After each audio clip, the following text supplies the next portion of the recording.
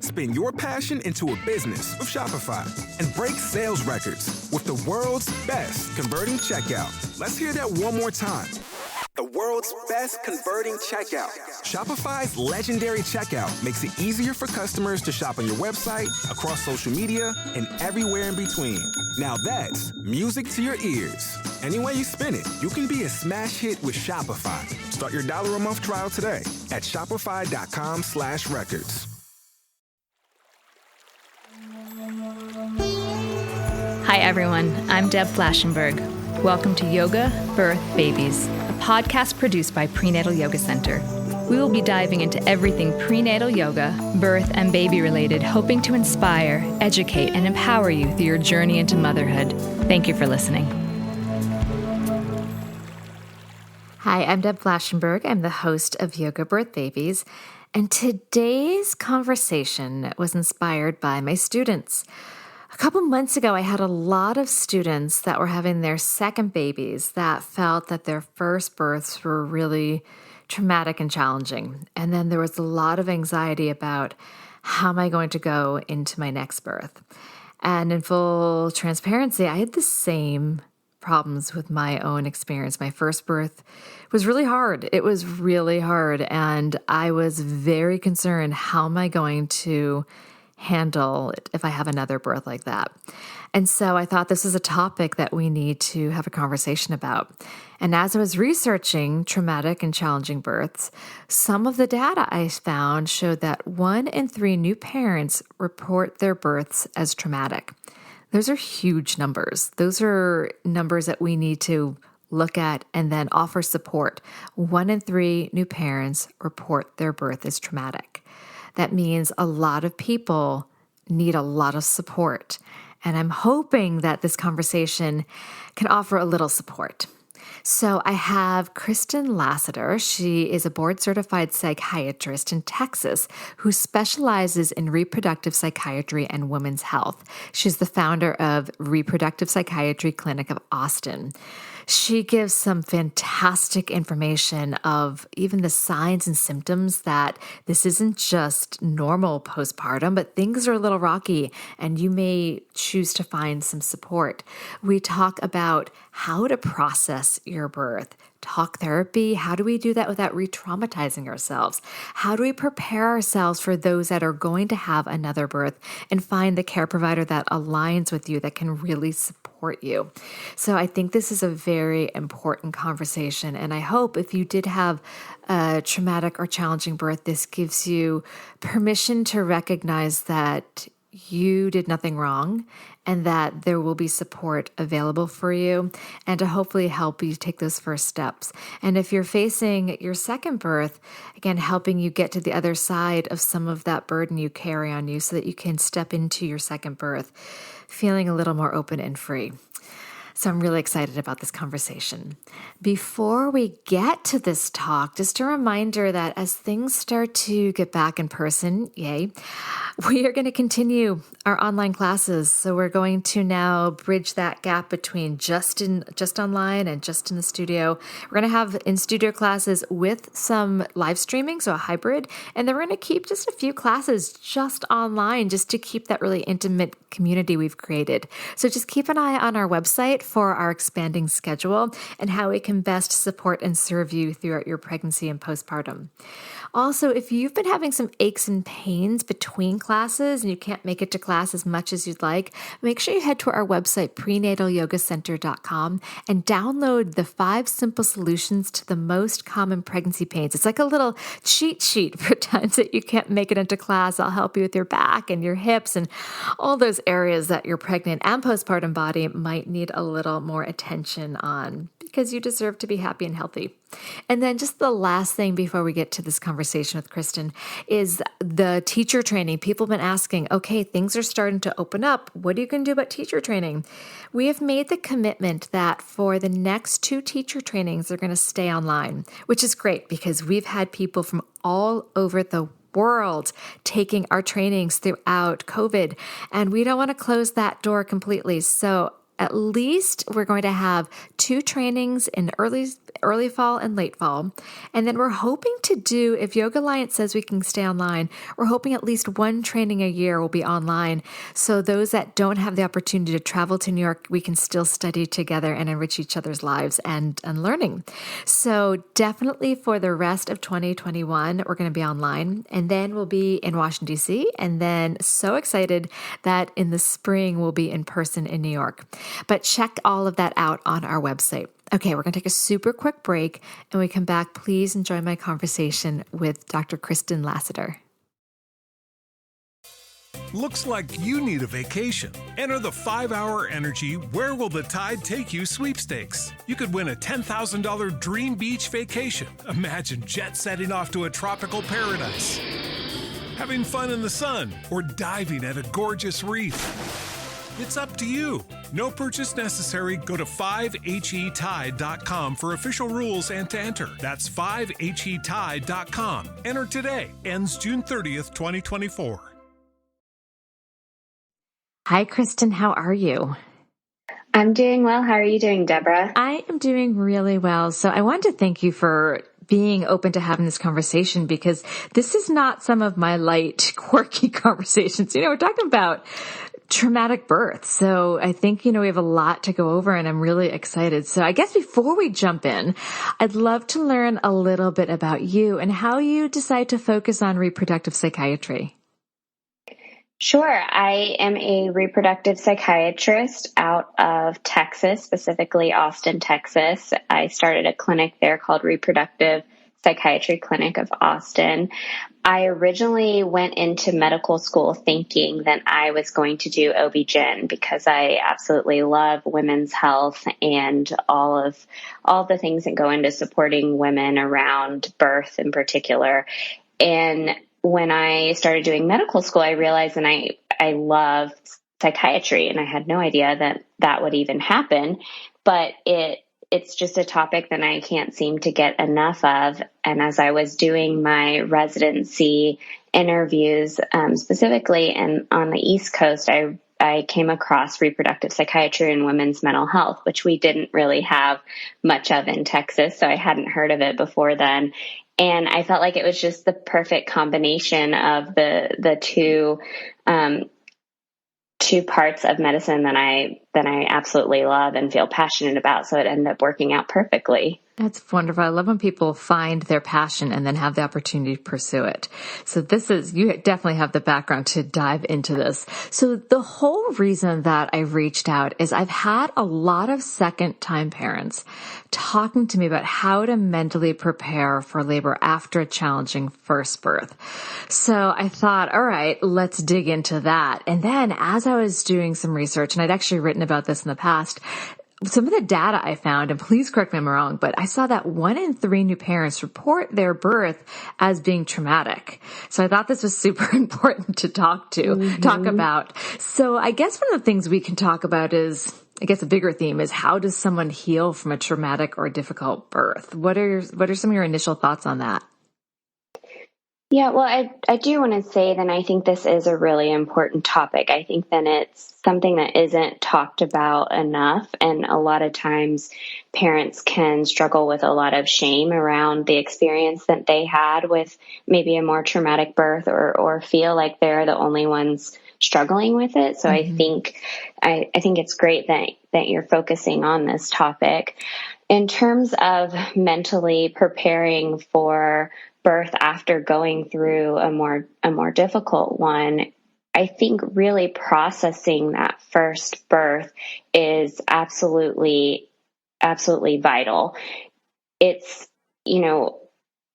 going into another birth when you've had a traumatic experience and you haven't yet been able to come to terms with everything that happened, I think creates a lot more fear and anxiety around that next birth, and not realizing that you can get through this, and it's not going to, define your birth totally, or define your relationship with your newborn, or your ability to mother.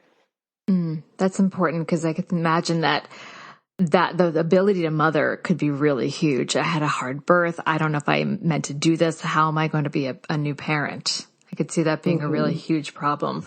So say someone they come out of their first birth and it's traumatic or difficult. What are some of the steps in general? So not even a second birth. I have some questions about that later down the line, but it's right after the birth, they're realizing it did not go exactly how they envisioned.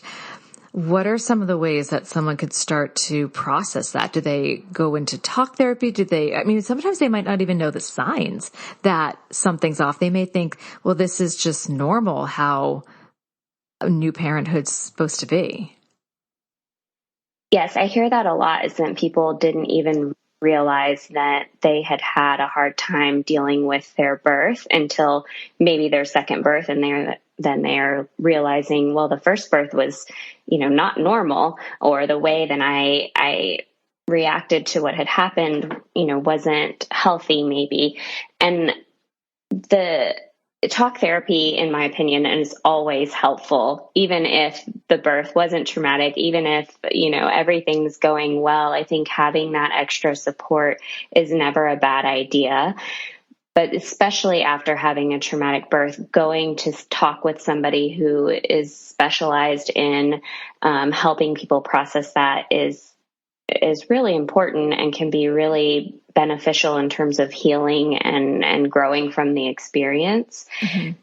But in general, just allowing yourself to experience whatever emotions come up or whatever feelings and thoughts are there, and not judging yourself for it, not being hard on yourself, giving yourself some grace with what's coming up for you, because everybody experiences birth differently. Everybody experiences parenthood differently, and going into it with that kind of approach, I think, is beneficial in multiple ways, regardless of whether you had a traumatic birth or not.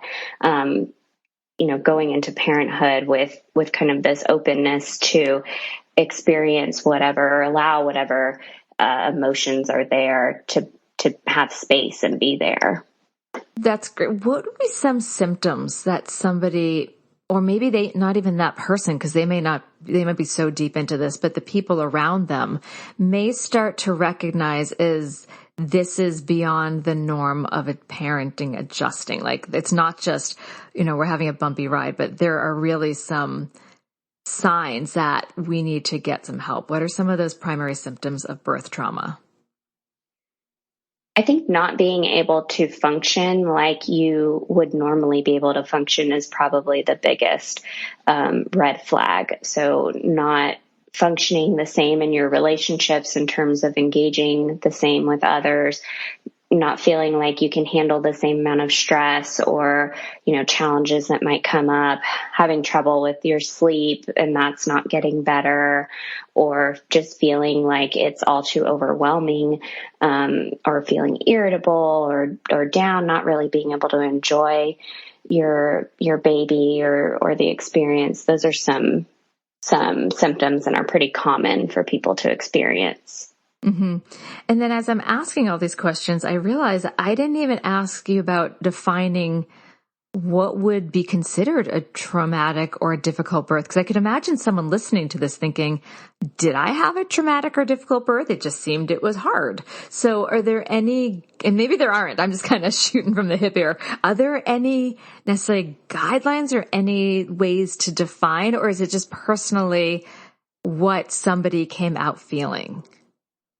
It's more what somebody came out feeling. It's all about the perception. So, maybe somebody had what would be considered a normal birth and everything, happened pretty status quo, but their perception of the event was very scary, or they thought maybe their life was in danger, or maybe their baby's life was in danger, or even a partner witnessing a birth might experience it as traumatic when maybe, no actual life-threatening event was occurring, but it's the perception of it being scary and being threatening that defines it as traumatic. And then I can imagine that if it is so personal that, from the outsider looking in, everything was fine, the parent, the baby were healthy, we didn't see any trauma, it might then be harder for the support person, like the partner or the family, to maybe even recognize that the birthing person was traumatized, because to them they'd be like, oh, everything kind of just rolled along. But maybe the person that was actually having the baby felt disrespected or scared, and nobody even recognized that. So then I could imagine the trauma could be pretty deep seated and nobody might see that. Exactly. People can, yes. People can feel very alone in going through birth that way. And, for hospital staff who see all types of birth, or, midwives or OBs, they might not even recognize that this was something traumatic for that person. So yeah, it definitely can be difficult to pick out. Yeah. And then also, like you said, very lonely. What are ways someone may mourn the birth they didn't have? I hear that a lot from students that they had, and even though we talk in class about not having necessarily a very distinct image, because we know that birth is very fluid, but I've had students that went in for one type of birth and then had a very different birth. And the way they've described it is like they were mourning that loss of what they did not have and they wanted. What are some ways someone can process that and get through that? I think journaling is one of the best ways to process that grief, and recognizing that this didn't go the way that you had imagined it, and that it's okay to have those feelings of grief be there, and allow space for those feelings. And, just because maybe it wasn't as bad as someone else's, or maybe you've heard worse stories, or maybe you're feeling like you should just be grateful for, some outcome. I think part of processing all of it is just allowing yourself to even grieve or have space for those feelings that then it didn't turn out the way that you wanted it to. Yeah, I've had students say, I feel badly that I feel bad about it because baby and I are fine. And they're like, well, people have told me, like, oh, either next time or just be happy you and baby are fine. But they felt really discontent that it was just so different, or sad. So I like what you're saying, kind of just sitting and processing it and journaling it. Yeah, absolutely. I was wondering about the journaling, actually, now that I'm talking about that. And you were talking about talk therapy. If someone is talking out their birth story with a therapist or a friend, is it possible that they could be re-traumatizing themselves every time they explain the story, almost like reliving the experience? That's a great question. It's a little bit complicated. I think that if they are talking it out with somebody who is trained in managing trauma, then it can actually be very healing. And that's part of the healing process is talking about the experience and going through kind of the different thoughts and beliefs about what had happened. But at the same time, if you're talking about it with somebody who maybe isn't trained in talking through traumatic experiences, or doesn't have the expertise in managing that, they might say or do something that could actually make the person feel worse. And it doesn't necessarily have anything to do with the person and their experience. It more has to do with that friend and their reaction to what's being said based on kind of their past experiences. So I think it just depends on who it is you're talking to.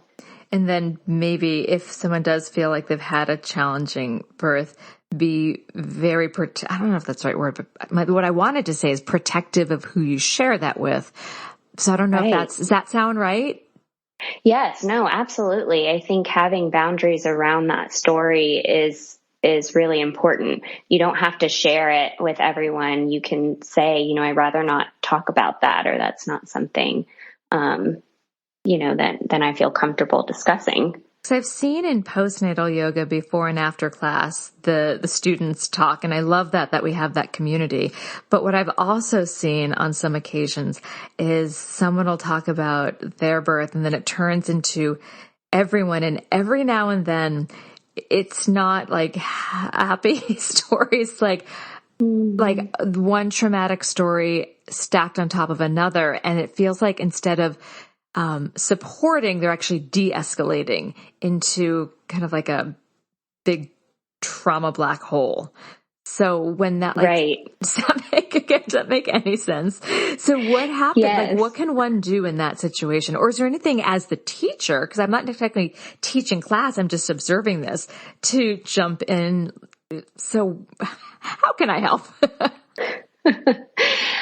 I mean, I think it's great when people want to share their stories. And for some people, that is how they process the trauma. And so maybe talking with other friends or other people who have been through a similar experience is what helps them get through it, or helps them not feel alone or not feel as much guilt.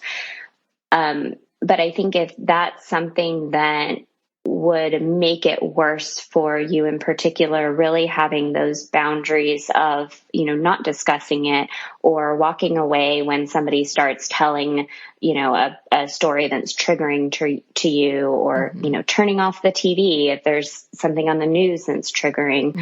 As the instructor, I think that's a little bit more difficult, because I assume you want to allow people the space to Absolutely. feel comfortable bringing up what they want to talk about. And so maybe just validating what they're going through, and how, some people don't have the birth that they imagine that they would have. I just and try to maybe usually steering hold the conversation. Yeah. Yeah. Cause I'm not a trained, that's not my training in the mental health world, but I do, I've heard that, and I've just seen it get very heavy, and then people leaving almost like they feel slightly wounded, like mentally exhausted. And I never know, as I kind of circle around in here, if I should step in and try to break up the conversation or just let them work it out. Cause again, I'm not facilitating it, but just tends to occur. And I feel like sometimes it just gets very deep. So I guess just let them process and work it out, and support each other, I guess, is ideally what we're thinking. Right. All right. We're going to take a quick break. When we come back, I'd love to talk about ways to avoid blaming oneself for their experience, because I understand that from a personal experience with my birth, and I've heard it from others. So we'll be right back. Spin your passion into a business with Shopify and break sales records with the world's best converting checkout. Let's hear that one more time. The world's best converting checkout. Shopify's legendary checkout makes it easier for customers to shop on your website, across social media, and everywhere in between. Now that's music to your ears. Any way you spin it, you can be a smash hit with Shopify. Start your $1 a month trial today at shopify.com/records. Swimsuit? Check. Sunscreen? Check. Phone charger? Check. Don't forget to pack the 5-Hour Energy. It fits great in a pocket or carry-on, and the alert feeling will help you arrive ready for anything. Now get 20% off when you use code 5HETRAVEL at 5hourenergy.com. Expires April 30th. One-time use only. Not valid with other discounts. Remember, visit 5hourenergy.com and use code 5HETRAVEL to save 20%. All right. So I think this one is big, and I will fully put out that my first birth was challenging. I wouldn't call it traumatic. I would call it very long, and it did take a very traumatic toll on my body. And I blamed myself for some of my choices before. And I know that others often blame themselves if things didn't go as they hoped. And it's probably not the healthiest thing that I'm still blaming myself 10 years later. So what are some tools to either work through or pass the blaming themselves, or avoid blaming themselves for the experience? I don't know that you can necessarily avoid blaming yourself. I think it's very common when somebody goes through a traumatic birth, then that thought comes up. It doesn't happen with everyone, but I think that thought does come up, and it's natural to have that, thought of what went wrong, what could have gone differently, what role did I play in it. I think making sure that your thoughts are accurate is really important. So a lot of times we kind of jump to conclusions or have assumptions that, bad things happen when somebody's bad or they did something wrong. But that's not necessarily true. And so stepping back and seeing, was this my intention for this outcome to happen? What was my real role and real responsibility in it, and looking at it from a very objective point of view. Mm-hmm. And reminding yourself then, okay, I might feel like this was my fault or feel guilty, but the reality of the situation is I can't control it, or I didn't want this. And reminding yourself that then it wasn't what you had intended for the outcome to be. That makes a lot of sense. Yeah, I feel like as parents, we blame ourselves for so much, and starting literally from the birthing experience, that can be hard. So I would love to dive a little bit deeper now into the preparation for a second-time parent, about how to get through the anxiety. My biggest thing is I remember talking to my midwife, and I was just so afraid of repeating that long, lengthy birth. And in my mind, I just didn't think I'd have the bandwidth to deal with the physical recovery and the emotional recovery after. And so I was super hesitant. And she and I talked about, if there's a lot of hesitation going into the birth, that can affect how the birth unfolds. If there's all this anxiety, that adrenaline's going to be spiking, and then the oxytocin can't flow, and that can really hold things up. So she had asked me, and I thought it was brilliant, and I'd love to hear your thoughts on this and other thoughts. She'd said, so what are you going to do if it does head in that direction? And I had to take a second and think, and I said, okay, I guess I'm just going to have to keep moving forward. And that was the way that I was able to come to peace with I might have the same repeat.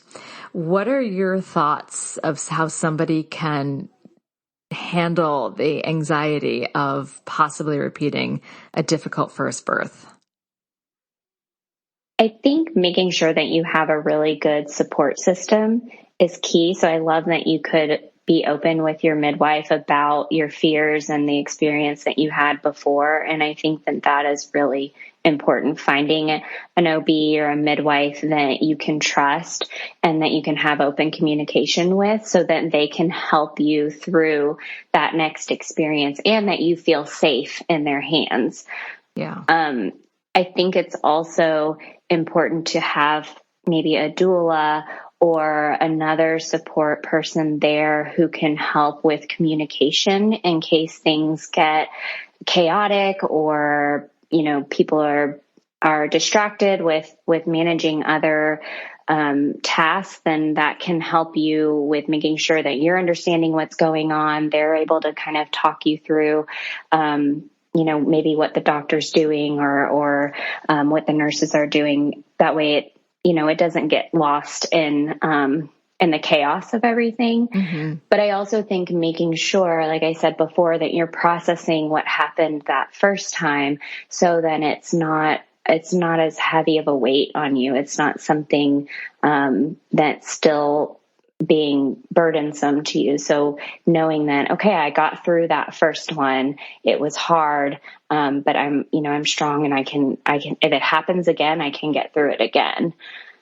I think that's important too. Yeah, I think the processing, like you keep saying, is just so important, that if it's not processed, I'm imagining there can be big triggers as labor starts again. For the, if someone's having a vaginal birth and having labor, I can imagine just like freezes them up.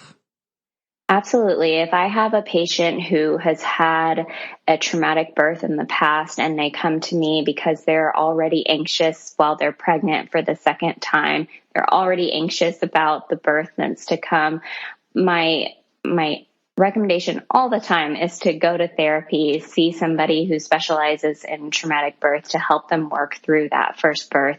And that makes all the difference with going through that next birth. Yeah, because it can really seize up the whole body. And I love that you recommended a doula, because I'm full disclosure, I was a doula for about 10 years. I'm like, yay, doulas. Yes. I also want to throw my own 2 cents. I think education really helps. So if somebody goes in understanding, having kind of knowing how to make informed decisions, I think that is going to be really helpful. So let's keep talking a little bit about the preparation for the second labor and how to have clarity with the care provider and hospital staff.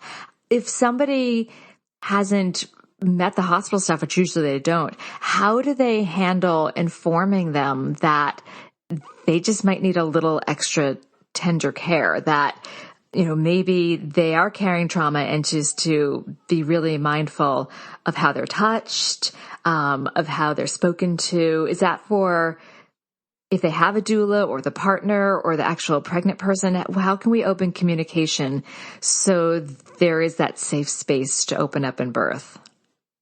That's a great question. Unfortunately, I don't think there's a standard way. I think it depends on the hospital. It depends, or, you know, the birthing center. And it depends also on the person, because maybe they don't feel comfortable talking with complete strangers about, you know, the fact that they've had a traumatic birth, or the fact that they don't feel comfortable with certain procedures or things being done a certain way. If they do, though, I think the best thing is to just be upfront and to let the staff know that, hey, I had a really traumatic experience last time. I would appreciate if, you know, people ask me before they touch me, or if people communicate everything that's going on, or having their doula explain that to the staff. There have been a lot more hospitals that have been doing trainings with their nursing staff on how to handle people who have had a traumatic experience before, because it's not all the time just a traumatic birth. So some people who have just had trauma in the past also need similar care. And I think it's great that a lot of hospitals are starting to do that, but unfortunately it's not standard yet. And so they might not even really know how to handle things differently. Absolutely. It's something that in the last several years has been big in the yoga community, trauma-informed yoga. But I know it was interesting. I did a spinning babies workshop about a month ago, and I was the only yoga teacher. Everyone else was labor and delivery nurses, which I thought was super cool. And one of the nurses, we were talking about asking permission to touch people's bodies. And one of the nurses at the end said, I thought it was fantastic to really think about asking people's permission. And she admitted, she said that she didn't really think much of it. She introduced herself. Sometimes she's learned their name, but she's kind of went about her procedures. And now this has been brought into her awareness, and she's going to change her pattern. And so I don't think it's that people necessarily are trying to maybe not respect your body. It's just not in their vision. Like, they haven't been taught to do that. So it's nice to see things are shifting to recognize people carry a lot of trauma, whether it's from a birth or any other emotional trauma. Right. You think about, you know, being in that birthing world, you're touching, 50 plus people a day. And it's not something, especially if you're not trained to even think that way, it's not something that you're going to necessarily stop and ask permission. It's just kind of assumed that, oh, I'm here to, examine you or here to do this procedure. So having trauma-informed providers is really important in situations like this, so that they understand, how to ask permission or how to bring up these difficult subjects. Yeah, I really enjoy that. So as we're wrapping up, is there anything from your background as a reproductive psychiatrist that I haven't asked about the healing and recovering from a difficult birth or from trauma? I really can't stress enough how important it is to see a therapist if you have gone through a really traumatic birth. I think it makes all the difference in terms of recovering from it. And and growing from the experience. So if I had to say one last thing, that would be my home point. That's so important. Okay, we're going to take a quick break and we come back. So this last question is not necessarily just about psychiatry, but any advice or tip of information you would like to offer new or expectant parents. We'll be right back. If you own a vehicle with less than 200,000 miles and have an auto warranty about to expire or no warranty coverage at all, listen up. CarShield has a low-cost month-to-month vehicle protection plan that covers more parts than ever. Visit carshield.com/audio to find out how you could pay almost nothing for covered auto repairs. Drivers who activate this vehicle protection today will also receive free roadside assistance, free towing, and car rental options at no additional cost. Get your free quote today at carshield.com/audio. That's carshield.com/audio. Okay, we're back. So from all of your background, is there one final tip or piece of advice you'd like to offer new and expectant parents? It's going to be anything you think that they would like to chew on. Well, I think as parents, our initial reaction is always to take care of our children or our babies or put them first. And I think we forget that this is completely a symbiotic relationship, and that if you are not doing well, if you're not taking care of yourself, your child really doesn't have the, everything they need to grow and be happy and be healthy. And so I often tell my patients, to put yourself first in terms of your mental health and your physical health, to spend that time and invest that time in your own health so that your baby can have the best chance of being healthy and happy. And I think as new parents, it's especially easy to forget that because, here's this helpless creature that you have to do everything for, but really making sure that you're spending that time on taking care of yourself is so, so important for the development of your child. Yes, I totally agree. And then I also love that as they get older and see that as the parent as the role model, they recognize that you got to take care of yourself, and self-care can start that idea very early. I have to tell my kids that all the time. I'm like, I need to take care of myself, not just you. And Absolutely. Yeah. So where can people find your work? So I am mostly active on Instagram. My handle is the.reproductive.psychiatrist. And then I also have a website, KristinLasseterMD.com. Perfect. I will make sure all of that's in the show notes. I really appreciate you taking your time to talk about this pretty heavy topic. I mean, 1 in 3 people saying that their birth was traumatic, that's big. So I hope this really helps the huge amount of people that come out of their birth feeling like they need support. So thank you for your time. Yes, thank you so much for having me. Absolutely. This has been an episode of Yoga Birth Babies, produced by Prenatal Yoga Center. You can catch us on Facebook, Twitter, Instagram, and Periscope. I'm Deb Flaschenberg. Thanks for listening.